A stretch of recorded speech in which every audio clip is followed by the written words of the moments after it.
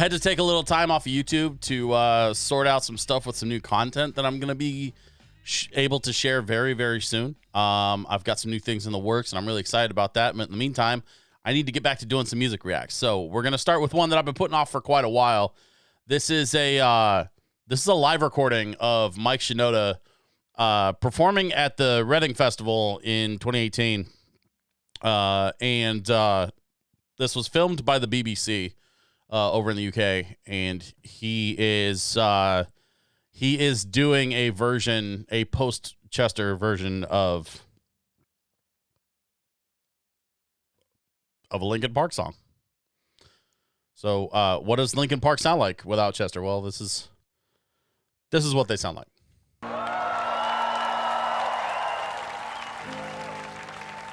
What I've always asked the crowd to do on this song for years and years is to sing along with Chester. And that's what I want you guys to do right now. You ready to do that? Yeah. I don't know if you're quite ready. I want you guys to sing it so loud that Chester can hear you. Are you ready to do that? I've seen this before. Hell yeah. It wrecks me every right, time. Front to back, side to side. We're going to do it like this, okay?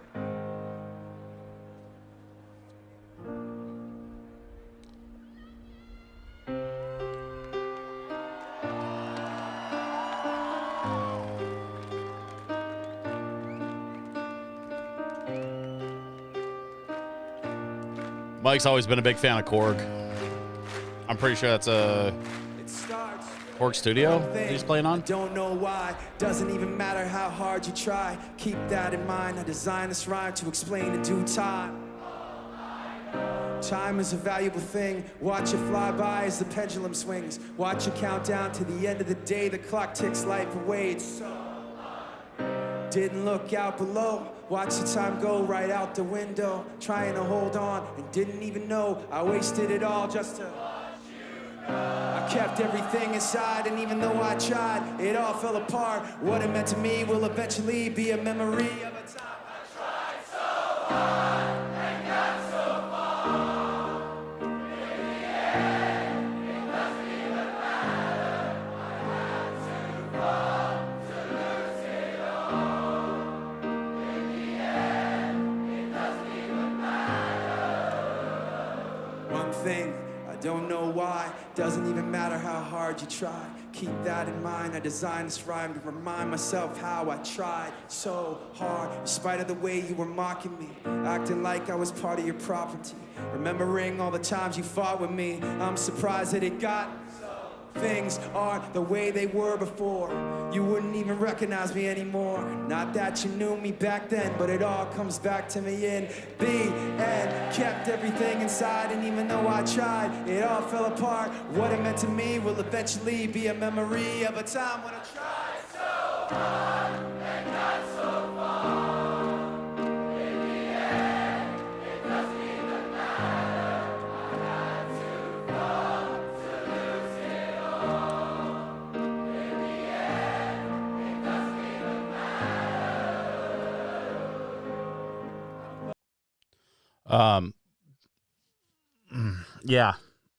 Yeah, that's hard. That's hard to watch. After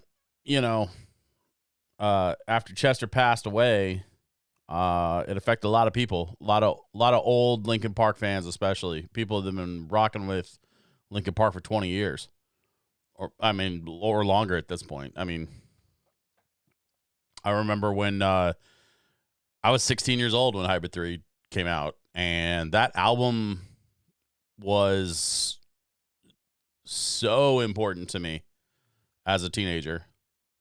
And the reason why I had Korg in my head for the keyboard was because I know that the majority of Hybrid Theory was actually recorded and produced with a Korg Triton studio.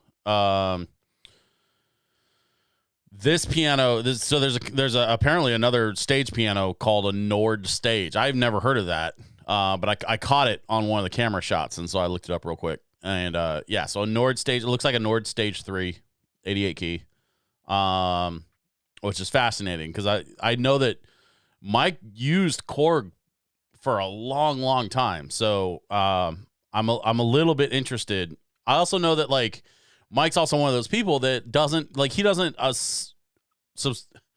he doesn't really ascribe himself to any particular brand when it comes to equipment. All he cares about is which equipment is going to do the best job for his needs as a producer, as a writer, as a creator. Like all he cares about is what's going to do the best job. And so for a long time that was Korg, and I know he was a big fan of Korg for a long time. So I'm surprised to see him on a different stage piano. But especially for a song like this, all he needs is just this is just a standard piano, right? Like is he's not using any special effects or, I mean, maybe a little bit of reverb or something, but like he just needs a piano sound. And I mean, you know, $100 Casio. I mean, obviously this sounds better than a $100 Casio, but like you can get a piano sound on almost any keyboard anymore anyway. So, obviously, if he's using this, it's for another purpose besides just needing a piano on stage. And you know, I don't know if you can read the tiny numbers in the corner there, but this is a 45-minute long performance at this festival. So, like, Mike is doing a lot of other music. I don't know. I haven't watched the whole 45 minutes, so I don't know if he does any other Linkin Park stuff. But I'm pretty sure this is not a Linkin Park performance. This is Mike doing Mike's music. But then also taking a moment to honor his fallen friend and having the crowd sing Chester's part for in the end, like they've always done. And that was an important part for him too. Like he pointed out, even when Chester was still with the band, they've always had the crowd sing that part. And I remember on their Live in Texas DVD, it was the same way. Live in Texas, by the way, if you're a Linkin Park fan, which if you're watching this, I assume you probably are. Live in Texas might be hands down one of my favorite concert DVDs I've ever owned. Because that was Hybrid Theory, that was Meteora, that was just a little bit of Reanimation. But that was to me like the golden era of Linkin Park. I was riding with Linkin Park right up to and including Collision Course. And then they started making some changes, and you know, the band wanted to go a different direction, and I became a lot less interested in the band at that point. Not to say that they didn't make good music after that point. They did. But I think it had more to do with me and where I was at in my life by the time they got around to making Menace to Midnight. And so I'm not putting that on the band. I'm not blaming Mike or Linkin Park for, you know, wanting to reinvent themselves and choose a new direction for their music. But when I was young, you know, in 2000 when Hybrid Theory came out, I was 16 years old, and I was very much the target for that music at the time. And I ate it up for the next, you know, 5-10 years, whatever. Anyway, let's keep this going. This is so powerful because of the crowd with all the voices. And I can only imagine how much more emotional it is now that Chester's gone, and to have all of these people singing and crying their way through this. Like every time I see this, there's a few other videos out there. This is the best one I could find, but there's a few other videos of Mike basically doing the same thing, having the crowd sing Chester's part for this song. And it's hard to watch every time.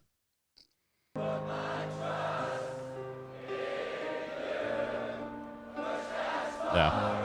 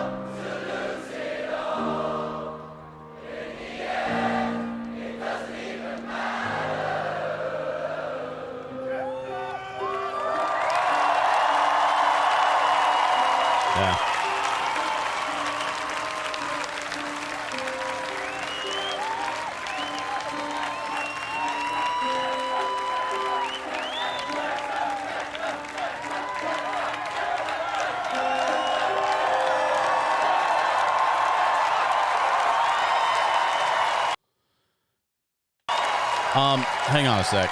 Let's see if they cut back to Mike. They're gonna start another song.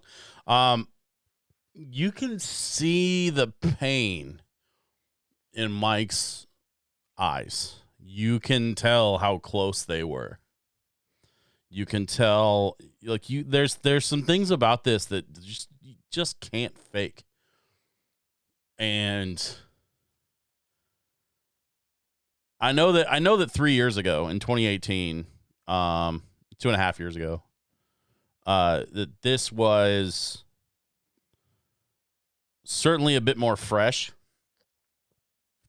than it is now. Chester's passing, but you know, you spend the better part of 25 years with someone building a world touring #1 rock band and becoming, you know, and basically winning at the music game, right? Like, they won everything. They won awards. They had multiple albums. They continued to make music for many years together. And eventually, you know, it was over. And Mike's going to continue on making music. And, you know, Linkin Park has said that they're going to figure out a way to continue together. They have played a couple of shows together where they've had guests come on to do some of the singing. But obviously their entire catalog was very, very dependent on Chester. And that's not a personality or a voice that's easy to just replace. So I get it.